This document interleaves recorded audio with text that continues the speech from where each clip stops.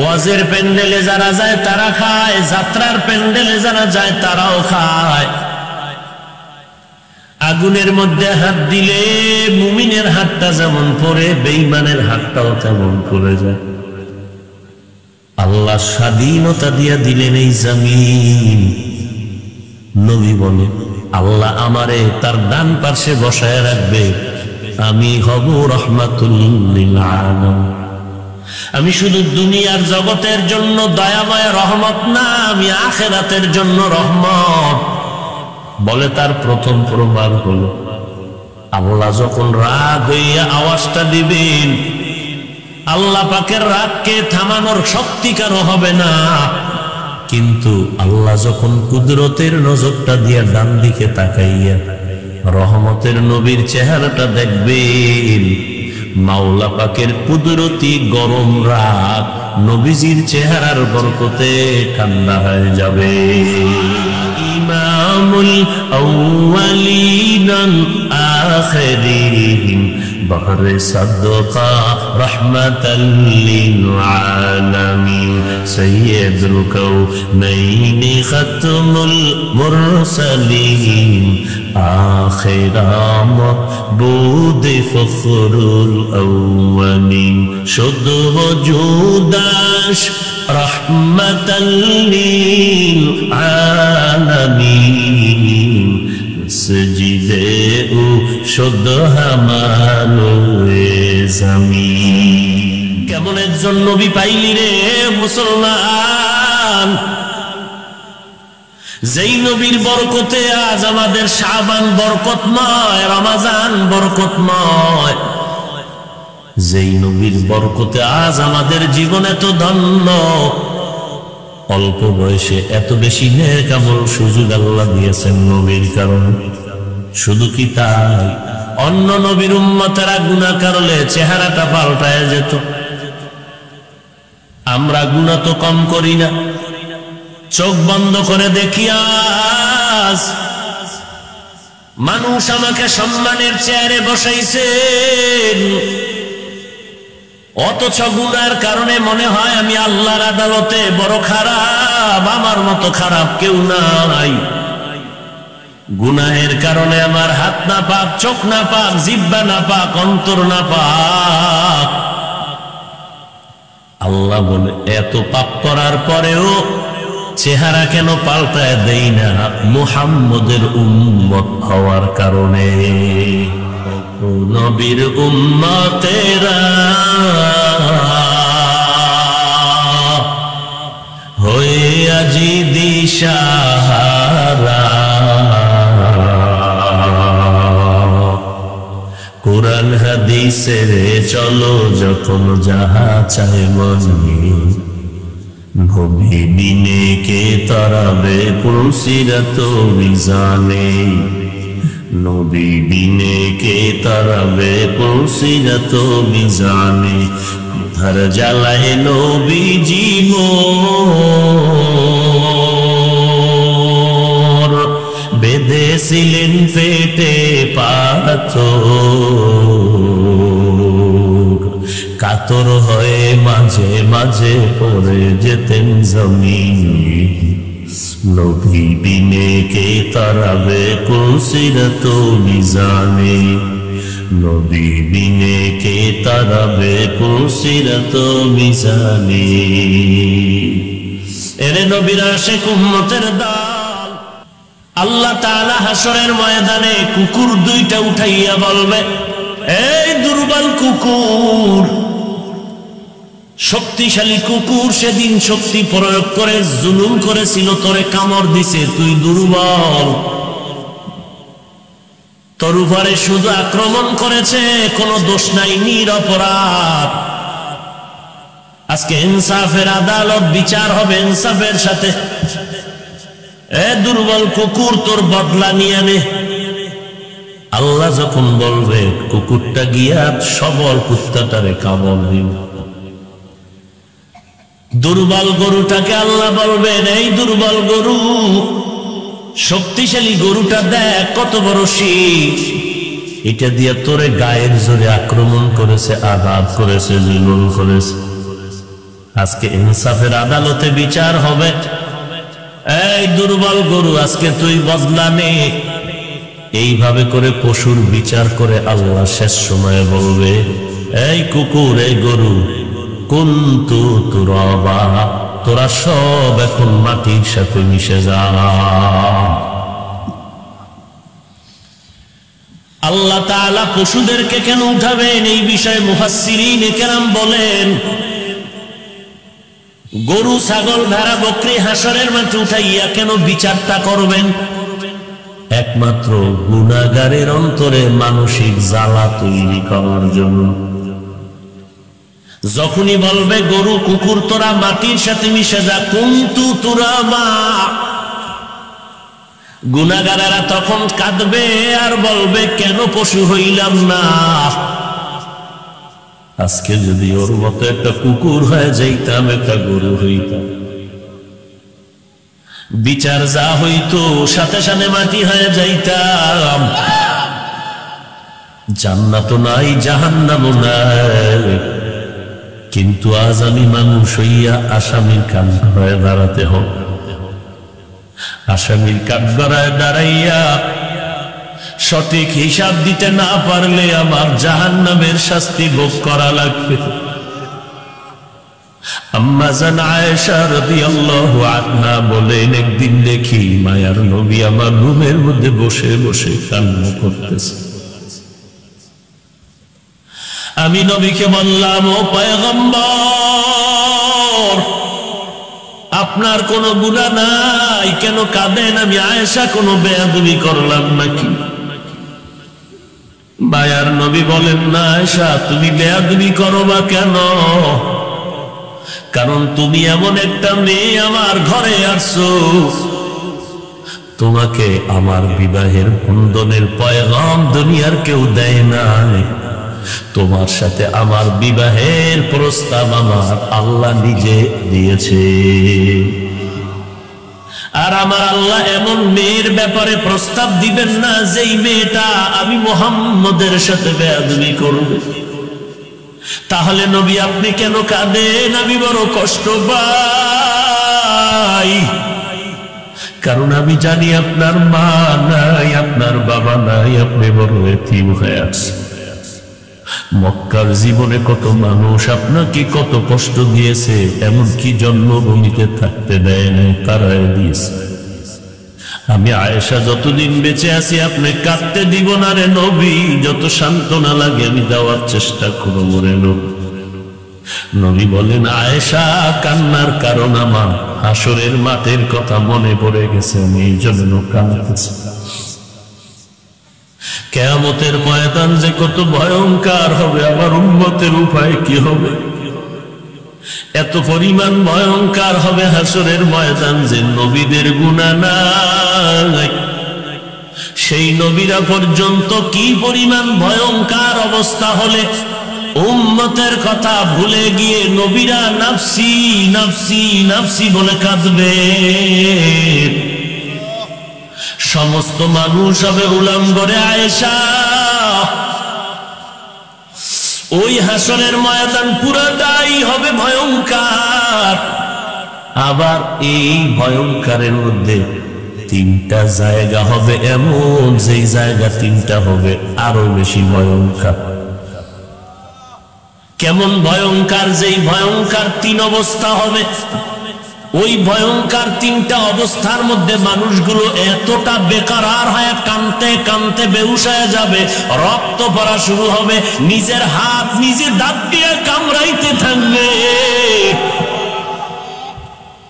নিজের আঙ্গুলগুলো নিজের দাঁত দিয়ে কামড়াইতে থাকবে। কি পরিমাণ ভয়ঙ্কর অবস্থা হবে!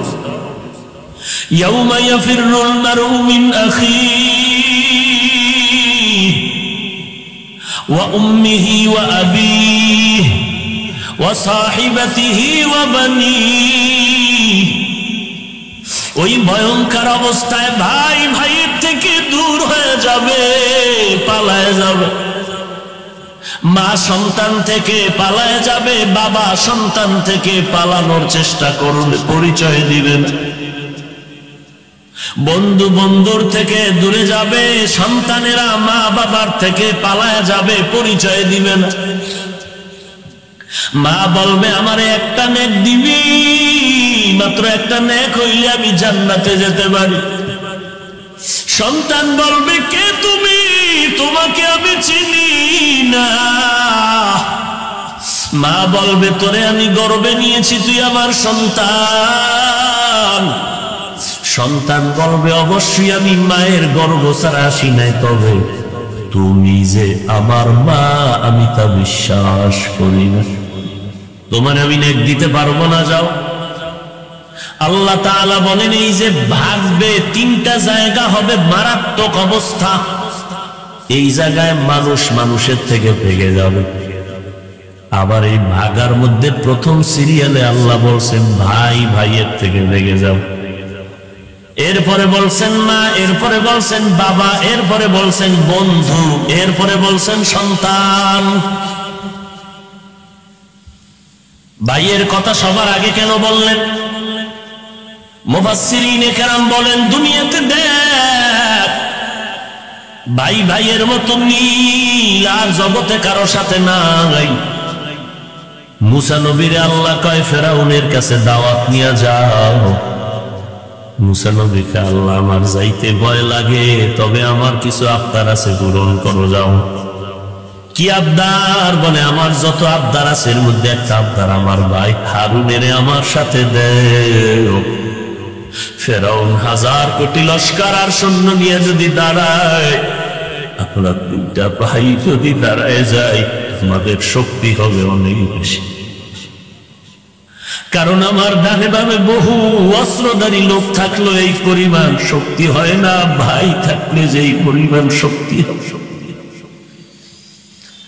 দুনিয়াতে নজর করে দেখছো ভাই ভাইয়ের জন্য কেমন পাগল। ইউসুফ নবীরে যখন ভাই 10টা মিলিয়া বাবার থেকে খেলা নাম নিয়ে যখন নিয়ে যায়, বাবা ইয়াকুব নবী কাঁদে, তোরা আমার ইউসুফরে কই নিয়ে যাও, ওর তো মা নাই, বড় অসহায়। আর আমি ইউসুফের দিকে একটু তাকাইয়া দিলটাকে সান্ত্বনা দেই। ওরা কয় আব্বা খেলতে নিয়ে যাই, আবার নিয়ে আসবো, কিন্তু উদ্দেশ্য বড় ভালো না। যখনই ইয়াকুব নবীর চোখের আড়াল হইয়া পাহাড়ের মধ্যে ঢুকছে, এইবার ইউসুফের দইরা ভাইয়েরা মাইর দেওয়া শুরু করুন। এক ভাই মারে আর কয় এখন তোরে কোন বাবাই ফিরাইবে দেখ। এক ভাই মারার পরে আর এক ভাইরে কয় এবার তুই মার। কিন্তু এই সব ভাইয়ের মধ্যে যেই ভাইটা ছিল বড়, নাম হলো ইয়াহুদা। বড় ভাই সবাই রে কয় ইউসুফের মারিস না, ওরে অন্যভাবে শাস্তি দে, কিন্তু ইউসুফের মারিস না। বড় ভাইয়ের দিলের মধ্যে ছোট ভাইয়ের মায়া বড় সহ্য করা যায়। ওরা কয় তুই ইউসুফের পক্ষ নিলে তোরও মারব। যখন ইউসুফ নবীরে জামা কাপড় খুলিয়া কূপের মধ্যে অন্ধকারে ফালা, রশি দিয়া বাঁধছে, জামাটা খুলছে, আল্লাহ পাকের দরবারে আল্লাহ নজর দিয়া রাখছে। ওদিকে বাবা ইয়াকুব কান্না করে, ইউসুফ কান্না করে, ভাইরা আমি তোমাদের তো কোনো ক্ষতি করি নাই, আমারে তোমরা কই নাও কই ফালাও। আমার বাবাই তো আমার জন্য কান্না করে করে জীবনটা বিলায়। রশিটা বেঁধে যখন কূপের মধ্যে ছেড়ে দেওয়া হয়, কিছু দূর ফালানো মাত্র উপর দিয়া রশিটা কেটে ফেললো। আল্লাহ কয় জিবরাইল জান্নাত থেকে একটা পাথর নিয়ে ইউসুফের কূপের মধ্যে চলে যাও। জান্নাত থেকে একটা জামা নিয়ে ইউসুফের গায়ে পরাইয়া দাও। আমার ইউসুফের শরীর যেন কেউ দেখে না। আর ওই কূপের মধ্যে সাপ আছে, বিচ্ছু আছে, ময়লা অন্ধকার।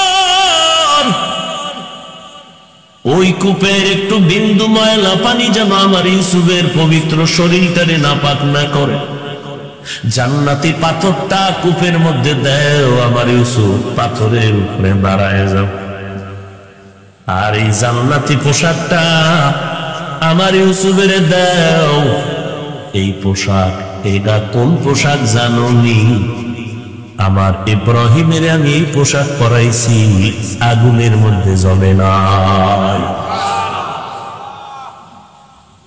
ভাইয়েরা ফালায় দিয়ে চলে গেল, কেউ খবর নেয় না। কিন্তু ওই যে বড় ভাই ইহুদা গোপনে এসে এসে ছোট ভাইয়ের খবর নেয়, ফাঁকে ফাঁকে নাস্তা দেয়, ভাইয়ের সান্ত্বনা দেয়, তুই কাঁদিস না। আল্লাহ ভাইয়ের মধ্যে একটা মোহাব্বত তৈরি করে দিয়েছেন। অনেক সময় দেখবেন ফ্যামিলিতে বড় ভাই, বাবায় বুড়া হয়ে গেছে, মা বুড়া, কামাই রুজি করার কেউ নাই, বড় ভাই কামাইতে নাই মেলায়, নিজে কামাই করিয়া বাপ মায়ের খাওয়ায়, ছোট ভাইদেরকে মানুষ বানায়, লেখাপড়া করায়। আর আমি তো পারলাম না, তোরা মানুষ হয়ে যা। বড় ভাই ঘাম ছুটাইয়া কাজ করিয়া টাকা দেয়, মা বাবারে খাওয়ায়, ছোট ভাইয়ের লেখাপড়ার খরচ দেয়। বড় ভাই কষ্ট করিয়া ছোট ভাইয়ের লেখাপড়া শিখাইছে, ছোট ভাই লেখাপড়া শিখে ঢাকার শহরে চাকরি পেয়েছে, মাসে মাসে টাকা পায়, বেতন পায়, বোনাস পায়। এদিকে বড় ভাই এত কষ্ট করে ছোট ভাইরে বড় বানাইল, ছোট ভাই একটা দিনও বড় ভাইয়ের খোঁজ খবর নেয়। বড় ভাই গ্রামের বাড়ি মানুষের কাজ বাজ করিয়া সংসার চালায়। ঈদের দিন ছোট ভাই ঢাকা থেকে স্ত্রী সন্তানের জন্য কত জামা কাপড় নিয়ে পরে আসে, ঘরে বিবিরে দিয়ে কয় না ও সন্তানের দেয়। পার্শ্বে বড় ভাইয়ের বাচ্চা আছে, খবর নাই। ওই বাচ্চাগুলো যখন শুনছে আমাদের কাকা ঘরে আসছে, আমার চাচু ঘরে আসছে, দৌড়াইয়া গেছে, গিয়ে দেখে তার সন্তানেরা নতুন জামা পইরা খেলতেছে, ঘরের মধ্যে নাচতেছে। বাচ্চা দুইটা দৌড়াইয়া আবার ঘরে আসছে, এইসা বাবার হাত ধরে কয়, আব্বু আমাদের ওই চাস্তো ভাইরা নতুন জামা পরছে, আমাদের নতুন জামা দাও। বাবা কয় একটু দোয়া কর, একটু অপেক্ষা করে, পরে দিও। সন্তানগুলো খেলতে গেল, বাবায় দরজা জানালা আটকায়া বালিশ মুখে নিয়ে কান্না করে, এত গরিব বানাইছো, আজকে ছোট ভাইরে কষ্ট করে মানুষ বানাইলাম, জীবনটাকে পানি করলাম, ওই ছোট ভাই আজ নতুন জামা কাপড় পরতেছে, কিন্তু আমার বাচ্চারে দুইটা জামা দিলে ওর কি ক্ষতি হয়ে যায়। ও আল্লাহ, তুমি আমার সন্তানের মুখে হাসি ফুটানের ব্যবস্থা করে দাও। এই কয়েক মাস আগে, বেশি দিন হয় না, হাটহাজারী চট্টগ্রাম থানায় এক ছাদের নিচে দুই ভাই থাকে, মাঝখানে পার্টিশন দিয়া, দুই ভাই দুই পার্শ্বে একই ছাদের নিচে। মহব্বতের মাঝে একদিন তর্ক লাগছে। ছোট ভাই কয় এই বিল্ডিং বানাইতে আমি অনেক টাকা দিছি, বড় ভাই কয় তুই বেশি দাও নাই। এ নিয়ে তর্ক, এক পর্যায়ে ছোট ভাই নিয়ত করছে বড় ভাইরে মেরে ফেলবো। বন্ধু টন্ধু রেডি করিয়া ছাদের উপরে নিয়ে আসছে রাতের গভীরে। মিডিয়ায় খবর আসছে, কয়েক বেশি হয় না, 1 মাস 2 মাস হইতে পারে। বড় ভাই পাশে তার ফ্ল্যাটে স্ত্রী নিয়ে খানা খাচ্ছে রাতের বেলা। এদিকে ছোট ভাই পিছনে গিয়ে ডাক দিছে, ভাই তোমার সাথে আমার একটু পার্সোনাল কথা আছে, চলো ছাদে চলো। বড় ভাইরে ডাক দিয়া ছাদের মধ্যে নিয়ে বন্ধুদের কয়, দিলাম এবার মেরে ফেল। ছাদের দরজা তালা লাগায় দিলাম। স্ত্রী ভেতরে, মেরে ফেললো, জবাই করলো, সাংবাদিক আসলো, পুলিশ আসলো। এইবার ওই বড় ভাইয়ের বউয়ের থেকে জবান বন্দি নেয়। কি হইল? কয়েকদিন আগে একটু 2 ভাই তর্ক লেগেছে, আজ খানার মধ্যে দেখলাম আমার স্বামী ডাক দিয়া কয়, বিবি কোন দিন মরে যায় জানা নাই, মন ভালো লাগে না, এত অশান্তির দুনিয়ায় থাকতে মনে চায় না, আমারে মাফ করিয়া দিস। এই কথা বলে 2 ফোঁটা চোখের পানি ছেড়ে ভাতের মধ্যে পানি পড়েছে। এর মধ্যে ওর ভাই ডাক দিয়া উপরে নিয়ে গেল। কই নিয়ে গেল আমি আর জানি না। দীর্ঘক্ষণ অপেক্ষা করার পর আমিও বের হইতে পারি না, আমার দরজা বাহির দিয়ে আটকায় আছে। এই হলো দুনিয়ার এত ভাইয়ের মধ্যে মোহাব্বত, এত দুশ্মনী পড়ে। বড় ভাই ছোট ভাই, ছোট ভাই একদিন রাতের বেলা টেলিফোন করছে বড় ভাই, ভাইজান তুমি কই? আমি ঘরে ঘুমে। তাড়াতাড়ি দৌড় দাও। কই? রাস্তায়। কি হয়েছে? আমার এলাকার কিছু সন্ত্রাসীরা আক্রমণ করার জন্য রেডি। বড় ভাই ছোট ভাই কত গালি দিছে, কত ঝগড়া করছে, মনে কিচ্ছু রাখে না, একটা দৌড় দিছে। দৌড়াইয়া গিয়া হাতটা এভাবে বের করে কয়, তোরা কত মারবি আমাকে?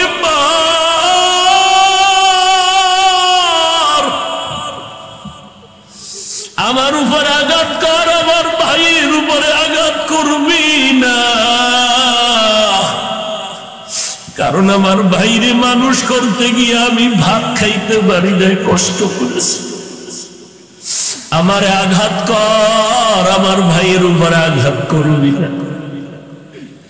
এরে যারা ছোট ভাই হইয়া বড় ভাইয়ের সাথে বেয়াদবি করো, এরে যার বাবা নাই, বড় ভাইয়ের থেকে বাবার ঘেরাল পাওয়া যায় রে সন্তান। ছোট ভাইয়ের প্রতি বড় ভাইয়ের কি অবদান, ঋণ আদায় করতে পারবি না রে বাবা। ছোট ভাইয়ের প্রস্রাব বড় ভাইয়ের গায়ে লাগাইছে, টাকা পয়সার গরমে বড় ভাইকে অবহেলা করিস না, মনে কষ্ট দিস। যদি কিছু কইয়াও থাকো আমি পায়ে ধরে বলি, সময় পাইলে ভাইয়ের হাত ধরে পাচ্ছে। বড় ভাইরে হাত ধরিয়া বলি, ভাই আমাকে মাফ করিয়া দাও, আমি অনেক অন্যায় করেছি, তোমার চোখের পানি ফেলছি, আমি আমাকে মাফ করে দাও। আল্লাহ বলেন কিয়ামতের ময়দান কেমন ভয়ঙ্কর হবে সেই দিন। প্রথম হুঙ্কার দিবে লিমানি মুলকুল ইয়াউম। আল্লাহ পাক আবার একটা ভাষণ দিবে গরম আওয়াজ। আল্লাহ বলবেন ওয়ামতাজুল ইয়াউমা আইয়ুহাল মুজরিমুন, এ গুনাহগারের দল, নেককারদের থেকে তোরা আজ আলাদা হয়ে যা। নবী বলেন আয়েশা, হাসরের মাঠে 3টা জায়গায় হবে মারাত্মক অবস্থা। এর মধ্যে প্রথম জায়গা হবে আমলনামা দেওয়ার অবস্থার সময়। মানুষগুলো এত বেকার হয়ে যাবে, আমলনামার ডান হাতে আসে নাকি বাম হাতে আসে, এই জন্য পাগলের মতো চিৎকার দিয়া কাঁদবে। যারা আল্লাহ হুঙ্কার দিয়া বলবে গুনাহগারেরা আলাদা হ, আমি আজ নেক আমলওয়ালাদেরকে ডান হাতে আমলনামা দিব, জান্নাতে যাবে। গুনাহগারেরা ভয়ে, এরা নেককারদের থেকে আলাদা হয় না, বরং আঁচল ধরে রাখে, আমাদের তাড়াইয়া দিও না। এবার আল্লাহ কয়, আমি নিজে কুদরতি হাতে গুনাহগারদেরকে একটা বাছাই করো। মহিলারা ধান কুলায় নিয়ে ঝাড়ে, চিটেগুলো যেমন উড়িয়া যায়, ধানগুলো কিনারায় রাখে। আল্লাহ পাক যখন গুনাহগার গুলোকে বলবে নেককারদের থেকে আলাদা হ, গুনাহগারেরা যখন আলাদা হবে না, আল্লাহ কুদরতি হাতে এমন একটা ঝাড়া দিবে, বাছনি দিবে। নবী বলেন গুনাহগার গুলো চিটার মতো উড়িয়া উড়িয়া জাহান্নামের রাস্তায় গিয়ে পড়বে। আল্লাহ বলবেন এদের হাতে পায়ে জাহান্নামের শিকল লাগাইয়া দাও। ওয়াসিকাল্লাযীনা কাফারু ইলা জাহান্নামা যুমারা। আল্লাহ বলবে ফেরেশতা গুনাহগারগুলো এক লাইনে দাঁড় করা, ওদের বাম হাতে আমলনামা দিব। যখন দাঁড়ায় যাবে আল্লাহ বলবে এমনি সোজা হাতে না, এই নাফরমান গুনাহগারের বুকের মাঝে ছিদ্র করিয়া বাম হাতটা বুকের মাঝে থেকে ঢুকাইয়া পিঠের থেকে বের করে ফেলো। পিঠের থেকে হাত বের করবে, এবার আল্লাহ আমলনামা দিয়া বলবেন ইকরা কিতাবাকা কাফা বিনাফসিকাল ইয়াউমা আলাইকা হাসিবা। এ নাফরমান আমলনামা পড়ে দেখ, জীবনে কি করেছো সব লেখা আছে, নিজের হিসাব নিজে যথেষ্ট করে মিলায়েন। ফেরেশতারা বলবে আল্লাহ আমলনামা পেছনের হাতে, চেহারাটা সামনে, কেমনে পড়বে আমলনামা? আল্লাহ আবার জালালিয়াতের মেজাজ নিয়ে বলবে রে ফেরেশতা, এই নাফরমান গুনাহগারের ঘাড় ধরিয়া মোচড় দিয়া পেছন দিকে ফিরাইয়া দাও। নাফরমানের ঘাড় ধরিয়া ফেরেশতারা মোচড় দিয়ে পেছন।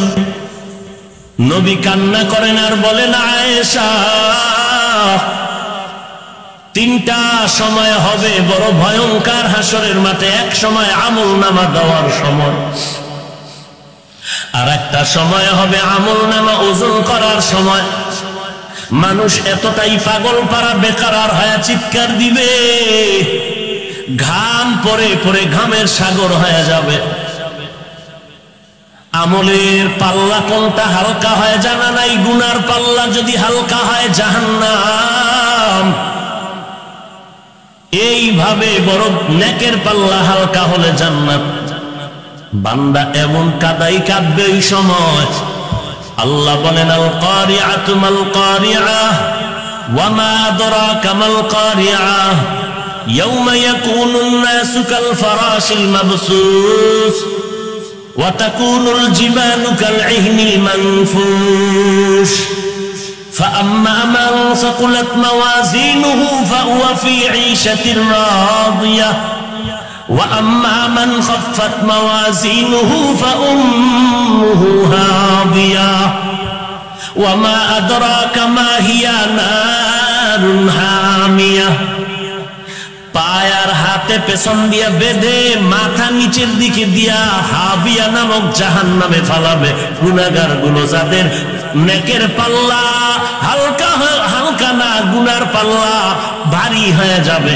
এমন অবস্থা হবে জাহান্নামের দিকে যখন মাথা নিচের দিয়ে করে ফালায় দেবে। নবী তখন বলেন এমন কান্নার হালাত তখন হবে। আম্মা জান আয়েশা বলেন নবী আর কি অবস্থা, বড় ভয়ঙ্কর। নবী বলেন শেষ অবস্থাটা হবে ভয়ঙ্কর পুলসিরাত পাড়ি দেওয়ার সময়।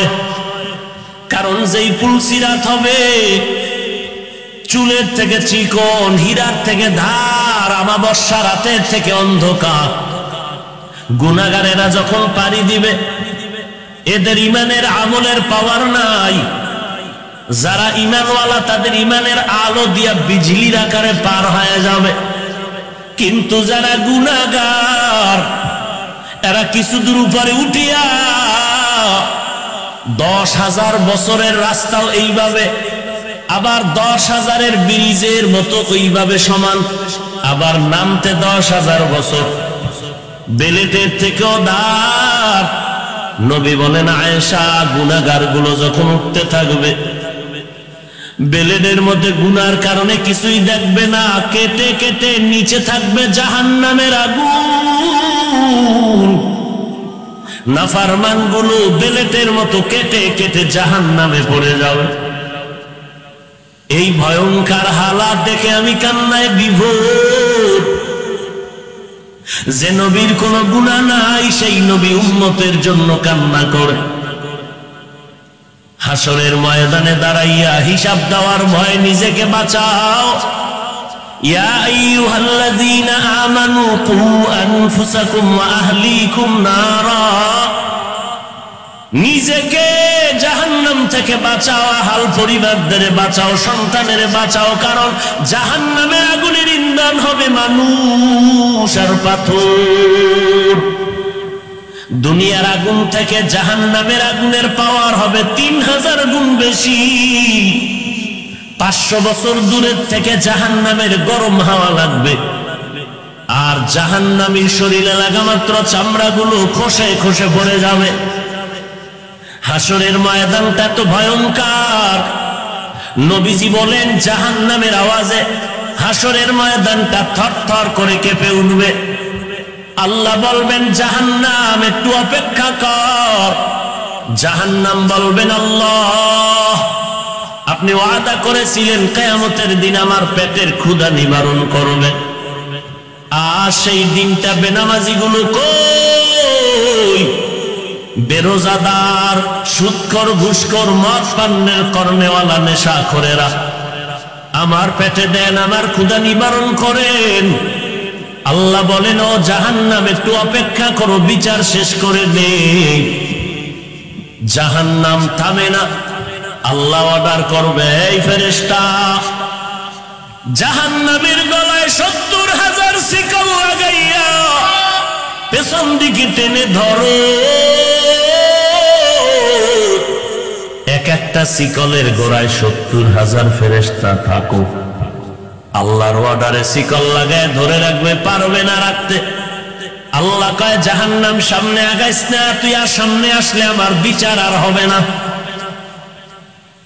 কিন্তু 70,000 শিকল লাগায় যখন ফেরেশতারা টানবে, ধরে রাখতে পারে না।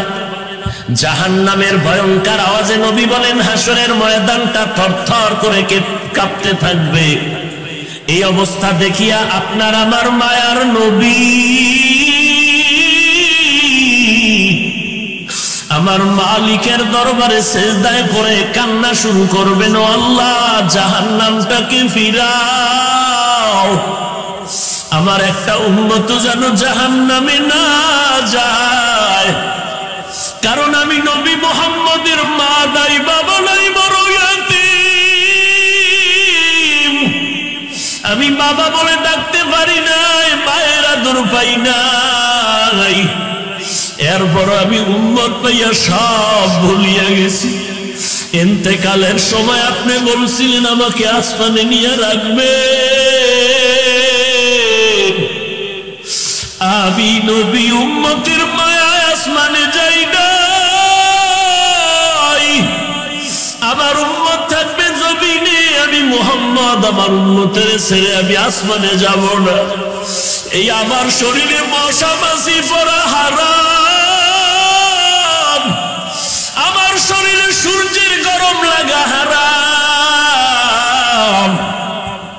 কিন্তু আমি উম্মতের মায়ায় দিন কায়েমের জন্য তায়েফের ময়দানে গিয়া রক্ত ঝরাইলাম। কাফেরের বাচ্চাগুলো এই পরিমাণ পাথর মেরে আমার শরীরটাকে ক্ষত বিক্ষত করলো। রক্ত পড়ে পড়ে আমার জুতা পর্যন্ত আটকায় গেছে। ও নবী যা, ও আল্লাহ আমি উম্মতের জন্য এতটাই বেকারাত, আমার উম্মত গুলোকে জান্নাতে না দিলে যাব না, জাহান্নামে ফিরাও। আল্লাহ বলবে নবী আপনি কাঁদবেন না, আপনি মাথা উঠান, আপনার উম্মতের আমি জাহান্নামে দিব।